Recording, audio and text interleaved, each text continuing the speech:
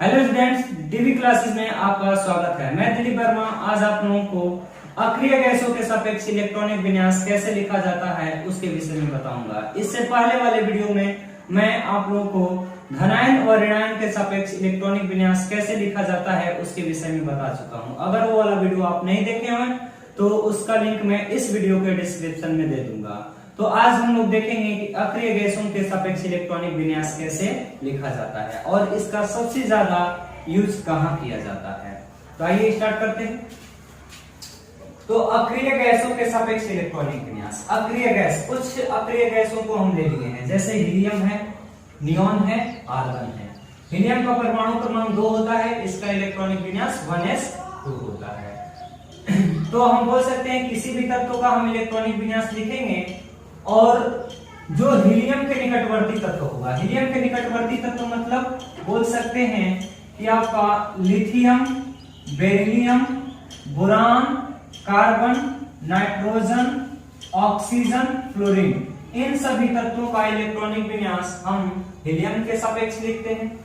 दूसरा बात करते हैं नियॉन का। नियॉन का परमाणु क्रमांक 10 होता है, इसका इलेक्ट्रॉनिक विन्यास 1s2, 2s2, 2p पर 6 होता है। अगर हम नियॉन के सापेक्ष इलेक्ट्रॉनिक विन्यास लिखना चाहते हैं तो निम्न तत्वों का हम इलेक्ट्रॉनिक विन्यास लिख सकते हैं। जैसे बोल सकते हैं सोडियम हुआ, मैग्नीशियम हुआ, एल्युमिनियम हुआ, सिलिकॉन हुआ, फास्फोरस हुआ, सल्फर और क्लोरीन का। अब हम बात करते हैं आर्गन। आर्गन का परमाणु क्रमांक 18 होता है, इसका इलेक्ट्रॉनिक विन्यास 1s2, 2s2, 2p पर 6, 3s2, 3p पर 6 होता है। अब हम आर्गन के सापेक्ष किन तत्वों का इलेक्ट्रॉनिक विन्यास लिख सकते हैं तो देख लेते हैं। तो यह बोल सकते हैं पोटेशियम है, कैल्शियम है, आपका स्कैडियम है, आपका टाइटेनियम है, वेनेडियम है, क्रोमियम है, मैग्नीज है, आपका आयरन है, कोबाल्ट है, निकिल है, कॉपर है, जिंक है और भी तत्व हैं जिनका इलेक्ट्रॉनिक विन्यास हम अब आर्गन के सापेक्ष लिखते हैं। तो चलिए स्टार्ट करते हैं। पहले इन लोगों का इलेक्ट्रॉनिक विन्यास अक्रिय गैस के सापेक्ष कैसे लिखा जाता है। तो बात करते हैं पहले लिथियम की।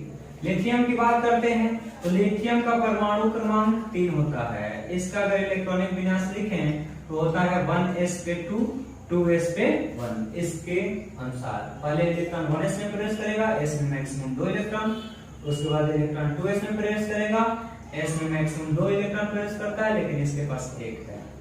तो अब हम इसका अक्रिय गैसों के सापेक्ष इलेक्ट्रॉनिक विन्यास लिखना चाहते हैं तो आपको अभी हम बता करके आए हैं हीलियम का जो इलेक्ट्रॉनिक विन्यास होता है 1s2, तो हम 1s2 तक इसका लिख सकते हैं हीलियम He और ये 2s1।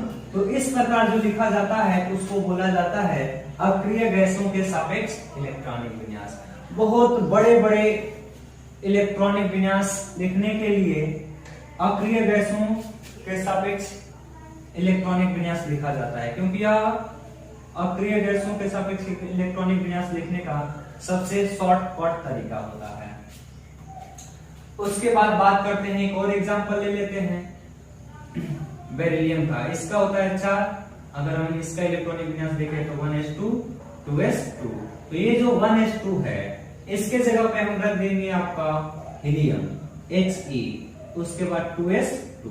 तो ये हो जाता है बेरिलियम का इलेक्ट्रॉनिक विन्यास अक्रिय गैस के सापेक्ष। अगर और हम एग्जांपल ले लेते हैं, नाइट्रोजन का लेते हैं एग्जांपल। नाइट्रोजन का होता है आपका 7, इसका इलेक्ट्रॉनिक विन्यास लिखे तो 1s2, 2s2, 2p3।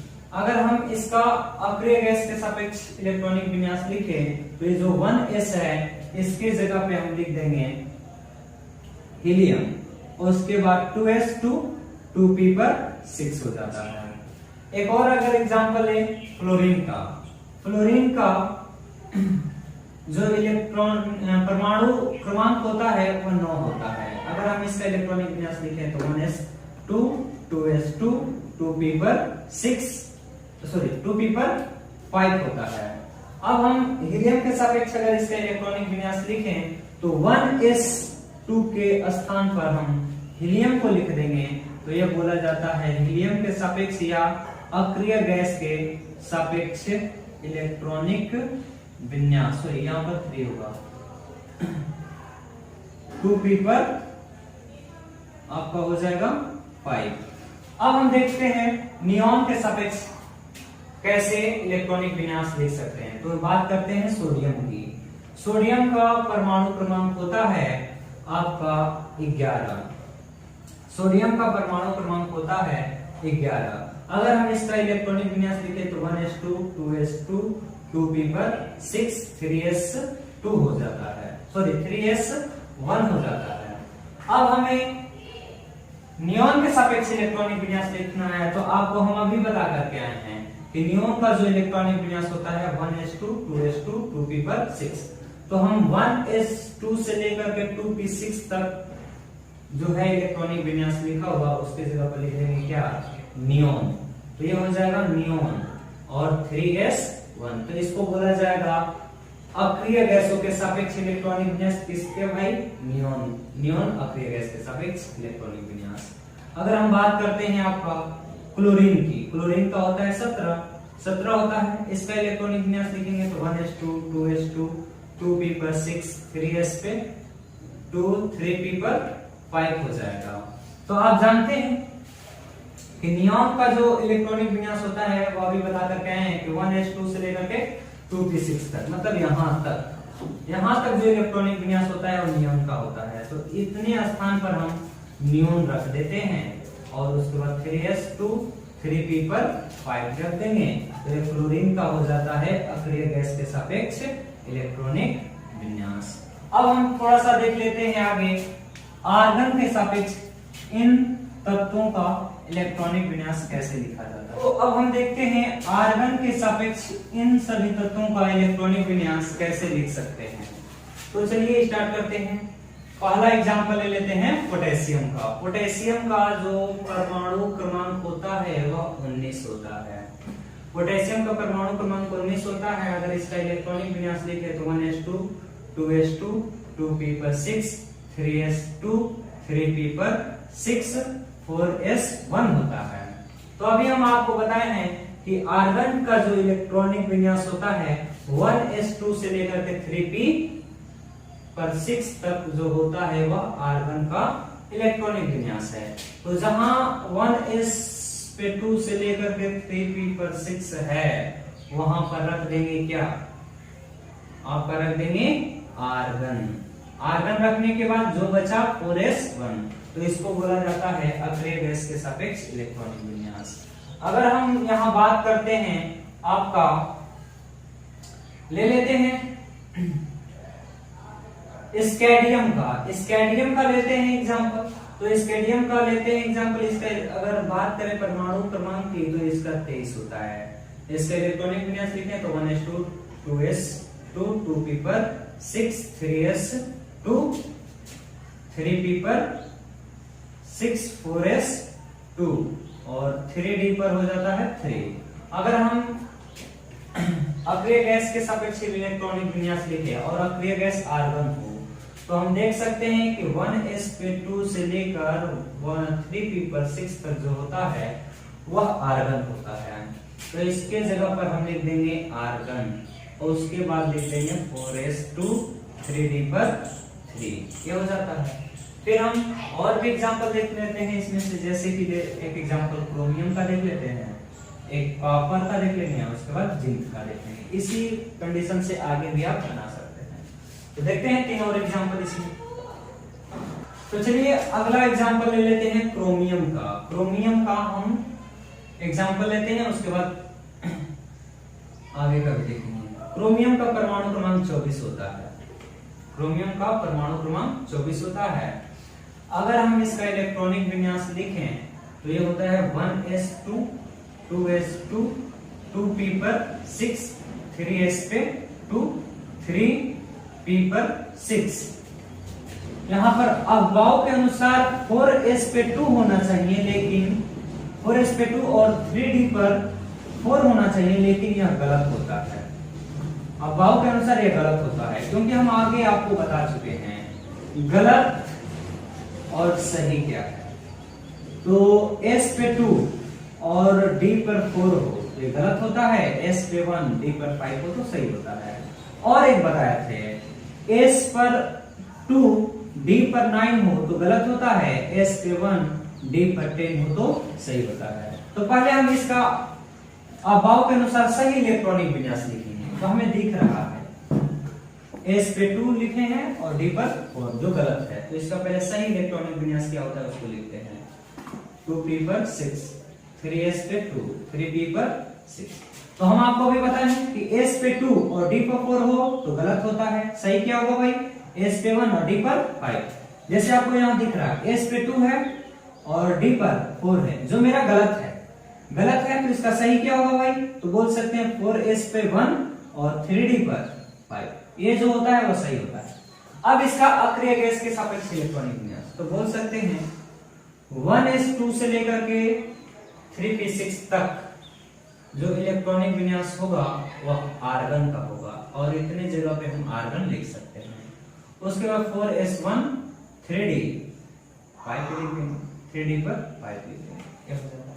एक कॉपर का परमाणु क्रमांक 29 होता है। अगर इसका हम देखते हैं कॉपर का अक्रिय गैस के सापेक्ष इलेक्ट्रॉनिक विन्यास कैसे लिखा जाता है। तो कॉपर का परमाणु क्रमांक 29 होता है। पहले हम अफवाहों के अनुसार अगर इलेक्ट्रॉनिक विन्यास लिखें तो 1s पे 2, 2s पे 2, 2p पर 6, 3s पे 2, 3p पर 6, 4s पे 2 और 3d पर 4 होता है। अफवाहों के अनुसार होना चाहिए 4s पे 2, 3d पर 4, लेकिन यह गलत होता है, गलत होता है। इसका सही क्या होता है भाई, तो बोल सकते हैं सॉरी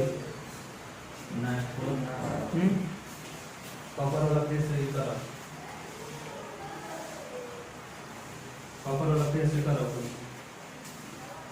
तो चलिए देखते हैं कॉपर का अक्रिय गैस के सापेक्ष इलेक्ट्रॉनिक विन्यास कैसे लिख सकते हैं। कॉपर का परमाणु क्रमांक 29 होता है। अगर हम अफवाहों के अनुसार इसका इलेक्ट्रॉनिक विन्यास लिखें तो 1s पे 2, 2s पे 2, 2p पर 6, 3s पे 2, 3p पर 6, 4s पे 2, 3d पर 9। ये होना चाहिए 4s पे 2, 3d पर 9 होना चाहिए। किसके अनुसार, तो अफवाहों के नियम के अनुसार। लेकिन यह गलत होता है, जो कि अफवाहों के नियम का अपवाद है।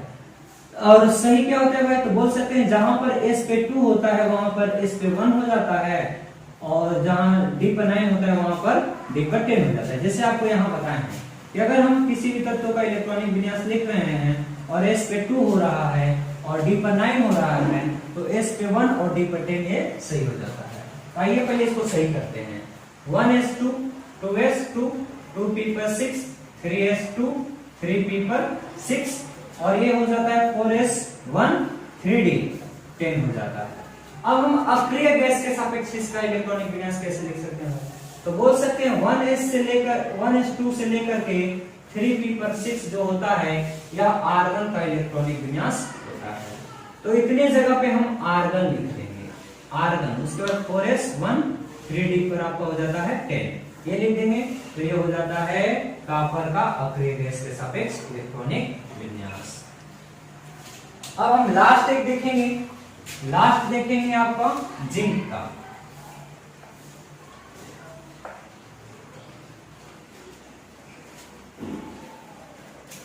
आइए देखते हैं लास्ट एक क्वेश्चन जिंक का।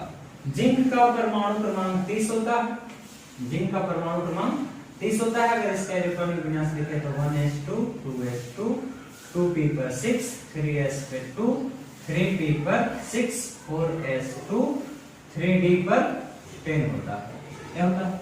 अगर हम इसका अक्रिय गैस के सापेक्ष इलेक्ट्रॉनिक विन्यास लिखना चाहते हैं तो 1s2 से लेकर के 3p पर 6 तक जो इलेक्ट्रॉनिक विन्यास लिखा गया है यह आर्गन का इलेक्ट्रॉनिक विन्यास होता है। आर्गन, आर्गन का इलेक्ट्रॉनिक विन्यास होता है। उसके बाद लिख देंगे जो बचा हुआ है 4s पे 2, 3d पर 10। तो इस प्रकार से हम जिंक का अक्रिय गैस के सापेक्ष इलेक्ट्रॉनिक विन्यास इतना लिख सकते हैं। लेकिन इसका सबसे ज्यादा यूज कहाँ होता है, इस अक्रिय गैस के सापेक्ष क्वेश्चन कहाँ पूछता है? तो इस अक्रिय गैस के सापेक्ष क्वेश्चन खास करके एंट्रेंस एग्जाम में पूछा जाता है। क्यों पूछा जाता है भाई? तो हम बोल सकते हैं कि अगर जिंक का आपसे इलेक्ट्रॉनिक विन्यास पूछ दे कोई भी एग्जाम में, तो जिंक का इलेक्ट्रॉनिक विन्यास इतना बड़ा बड़ा होगा और इसके अनुसार 4 ऑप्शन जो बनाएगा वह ऑप्शन ज्यादा स्थान कवर करता है, इसलिए इसका अक्रिय गैस के सापेक्ष इलेक्ट्रॉनिक विन्यास करके ऑप्शन आपका 4 दे। तो हम आप लोगों को अक्रिय गैसों के सापेक्ष इलेक्ट्रॉनिक विन्यास कैसे लिखा जाता है इसके विषय में अभी बता चुके हैं। अब हम देखते हैं कि यह अक्रिय गैसों के सापेक्ष इलेक्ट्रॉनिक विन्यास आपसे एग्जाम में कैसे पूछता है। तो एक एग्जांपल लेते हैं जिंक का। जिंक का इलेक्ट्रॉनिक विन्यास आपसे अगर एग्जाम में पूछे तो कैसे पूछता और क्यों पूछता है?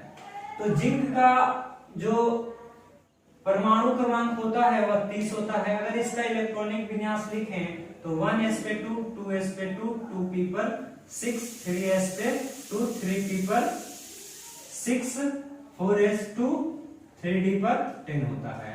अगर किसी एग्जाम में पूछेगा तो इतना बड़ा बड़ा 4 ऑप्शन उसको देना होगा, इसलिए किसी भी एग्जाम में इस जिंक का अक्रिय गैसों के सापेक्ष इलेक्ट्रॉनिक विन्यास शॉर्टकट तरीका से पूछ देता है। कैसे पूछता है? जैसे पहला ऑप्शन दे देगा आपको, पहला ऑप्शन दे देगा 1s2 से लेकर के 3p6 तक आपको आर्गन रख देगा, क्योंकि 1s2 से लेकर के 3p6 तक आपका आर्गन का इलेक्ट्रॉनिक विन्यास होता है। उसके बाद 4s2 रख देगा, उसके बाद 3d पर 10 रख देगा, ये पहला ऑप्शन कर देगा। दूसरा ऑप्शन आर्गन 4s1 3d 10 कर सकता है। उसके बाद तीसरा ऑप्शन दे सकता है आर्गन 4s2 3d 9 दे सकता है। उसके बाद आपका चौथा ऑप्शन आर्गन 4s2 3d 8 कर सकता है। इस तरह से आपको ऑप्शन देगा और आपको जिंक का इलेक्ट्रॉनिक विन्यास बताना होगा। तो आपको इतना समझना होगा कि आर्गन मतलब हो गया 3p6 तक, 3p6 18 इलेक्ट्रॉन, 18 तो 20, 20 से 10 30, मतलब मेरा ऑप्शन ये वाला सही है। तो इस प्रकार से किसी भी एंट्रेंस एग्जाम में अक्रिय गैसों के सापेक्ष इलेक्ट्रॉनिक विन्यास आपसे पूछता है। ठीक है स्टूडेंट्स, अगर ये मेरा वीडियो आपको अच्छा लगे तो इसको लाइक शेयर और सब्सक्राइब जरूर करिएगा। थैंक्स।